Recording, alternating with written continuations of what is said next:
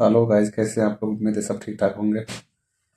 मैं फ़िलहाल आप लोगों को अपने हेयर ट्रांसप्लांट की जर्नी बता रहा हूँ। जैसा कि आप लोग जान रहे हैं कि मैंने हेयर ट्रांसप्लांट करा रखा है। कितना बेहतरीन रिजल्ट अभी आया है। अभी ये रिजल्ट आने में तो कई महीने लग जाएगा, 3-4 महीने के बाद, यानी शेडिंग फेज जब ख़त्म हो जाएगा तभी इसका रिजल्ट बेहतर आ पाएगा, नेचुरल लुक आ पाएगा। और पुराने जो बाल थे वो बाल झड़ जाएंगे, नए बाल वो जड़ से फिर निकलेंगे। जो पुराने जो बाल के जो ऊपर के कोपल हैं वो झड़ जाएंगे, और नीचे से जो उसका वो है ग्राफ्ट है, वहाँ से वो निकलेगा।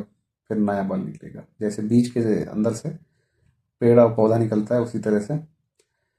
तो इस वो लोग मैं ज़्यादा कुछ नहीं, बस इतना कहना चाहूँगा कि जो भाई भी हेयर ट्रांसप्लांट करना चाहते हैं और हेयर से प्रॉब्लम फेस कर रहे हैं, और उसका अगर हेयर झड़ रहा है, बाल झड़ रहा है, तो वो लोग जो है जल्दी से जल्द अपनी ट्रीटमेंट करा लें। ट्रीटमेंट तेल, आदिवासी तेल हो चाहे ट्राया का तेल हो या कोई भी ट्रीटमेंट हो, मैं उचित नहीं समझता हूँ। मैं समझता हूँ ज़ीरो उसका रिजल्ट है।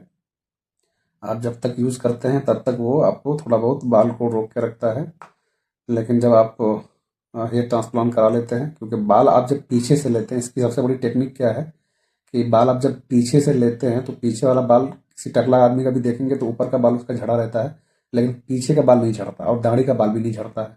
तो ये लोग सबसे बड़ी टेक्निक यूज़ करते हैं कि जहाँ से बाल कभी नहीं झड़ता है, या वो 55-60 साल की एज में झड़ता है, तो वहाँ से वो बाल निकालते हैं और दाढ़ी से निकालते हैं। ये दोनों बाल नहीं झड़ते हैं।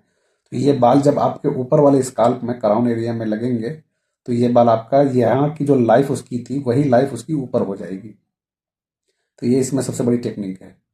और अगर आप तेल वगैरह यूज़ करेंगे तो भाई जाहिर सी बात है, दवा यूज़ करेंगे तो उसके एक तो उसका साइड इफेक्ट भी होता है, और दूसरी बात ये है कि वो बाल पुराना ही और वही बाल रहता है जो पहले से है, यानी कि वो बाल पहले से कमज़ोर हो चुका है। आप दवाई खा के उसको मजबूत कर रहे हैं, लेकिन फिर ऑटोमेटिक दोबारा कमज़ोर हो जाएगा।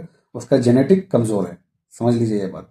लेकिन जो बाल पीछे से निकालते हैं और दाढ़ी के नीचे से निकालते हैं, वो बाल जेनेटिक मजबूत है, यानी कि वो 50 साल से ऊपर तक चलते हैं। तो जिसकी वजह से जो लोग भी हेयर ट्रांसप्लांट करते हैं उसका बाल पीछे से निकाला जाता है, और जो है दाढ़ी से निकाला जाता है, ताकि ये बाल लंबे समय तक उसका चले। तो खैर, वीडियो लंबी हो रही है। मैं इस वीडियो में यही मतलब सजेशन दूंगा कि जिन लोगों को हेयर से रिलेटेड कोई भी मुश्किल हो, परेशानी हो, हमसे वो कांटेक्ट करें। हम उसके लिए जो है कुछ ना कुछ उसका सजेशन, बेहतर से बेहतर राय मशवरा ज़रूर देंगे। और कोई भाई घबराने की बिल्कुल भी ज़रूरत नहीं है, क्योंकि हेयर ट्रांसप्लांट एक ऐसी प्रक्रिया है कि इसमें आपको महसूस ही नहीं हुआ, क्योंकि वो एनेस्थेसिया लगा देते हैं, उसके बाद हेयर ट्रांसप्लांट कराते हैं। इसमें कोई दर्द महसूस नहीं होता है, कोई बहुत बड़ा पेन फील नहीं होता है। मैं सोच रहा था खून भी निकलेगा, बहुत ज़्यादा खून भी नहीं निकलता है। आपका सब कुछ चेक होता है बाकायदा। जैसे मान लो आप का हेयर ट्रांसप्लांट डायरेक्ट उठ के आएंगे गाँव से या कहीं से, आप डायरेक्ट क्लिनिक में घुसेंगे और ट्रांसप्लांट नहीं हो जाएगा। इसके पीछे प्रक्रिया ये है, प्रोसेस ये है कि आपका ब्लड टेस्ट होगा और ब्लड फ्लो चेक होगा। ब्लड चेक होगा तो उसमें सारी चीज़ें चेक होती है, लिपिड प्रोफाइल टेस्ट, पता नहीं क्या क्या सारी चीज़ें टेस्ट होती हैं। सारी चीज़ें आपकी नॉर्मल होनी चाहिए। 4-5 पेज की टेस्ट, ये अलग टेस्ट होती है। ठीक है। अगर आपके पास टेस्ट करने का वहाँ पे कोई डॉक्टर है तो ठीक है, वरना तो क्लिनिक में वो इंतजाम कर देते हैं। अदरवाइज वो फिर वो देखते हैं ब्लड फ्लो कितना है आपके फिंगर में, एक नीडल डाल के वो चेक करते हैं कि आपका ब्लड कितने टाइम तक निकलता रहता है। अगर आपका 1 से 2 मिनट, 4 मिनट निकलता है तो बिल्कुल नॉर्मल है। अगर 10 मिनट से ज़्यादा होता है तो थोड़ी दिक्कत है, लेकिन 10 मिनट से माइनस में आपका ब्लड रुक जाता है गिरना, तो आपका नॉर्मल है। कोई मुश्किल नहीं है, आप ट्रांसप्लांट करने के लिए आगे बढ़ सकते हैं। तो बस ज़्यादा कुछ नहीं बोलना चाहूँगा, वीडियो लंबी हो रही है। बस आज के लिए इतना ही काफ़ी है। फिर मैं आगे डिटेल में नेक्स्ट वीडियो में बताएंगे कि हमने कितना क्राफ्ट लगाया है, और कितना जो है हमारा कॉस्ट पड़ा है, और कितना दिन के बाद पीआरपी करना पड़ेगा। मेरा तो बैंडेज खुल गया है, अब हेड वॉश बाकी है। हेड वॉश 10 दिन के अंदर अंदर में होता है।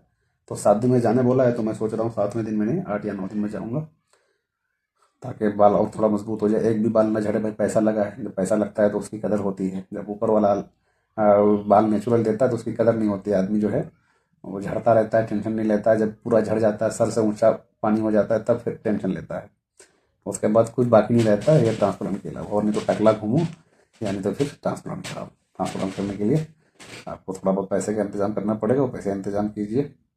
और जो लोग भी 22-25 साल 30 साल के हैं, तो उनके पास कुछ ना कुछ रकम इतना तो होगा ही होगा। इंसान 40 हज़ार 50 हज़ार का मोबाइल ले सकता है, तो ट्रांसप्लांट करने में कौन सी बड़ी बात है। मैं समझता हूँ कि आप कितना बेहतरीन मोबाइल हो, कितना बेहतरीन आपका वो हो, ड्रेस हो, जूता हो, लिबास हो, लेकिन आपका अगर लुक सही नहीं है, नेचुरल बॉडी का लुक सही नहीं है, तो मैं समझता हूँ वो एक ऐब है।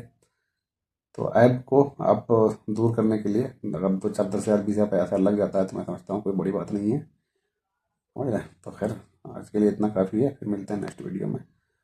और वीडियो को ज़रूर लाइक और शेयर कमेंट ज़रूर करें। आप लोग चैनल को सब्सक्राइब भी करें ताकि मैं आप लोगों के लिए बेहतर से बेहतर वीडियो बनाता रहूं और आप लोग हमसे हेल्प और फ़ायदा उठाते हैं।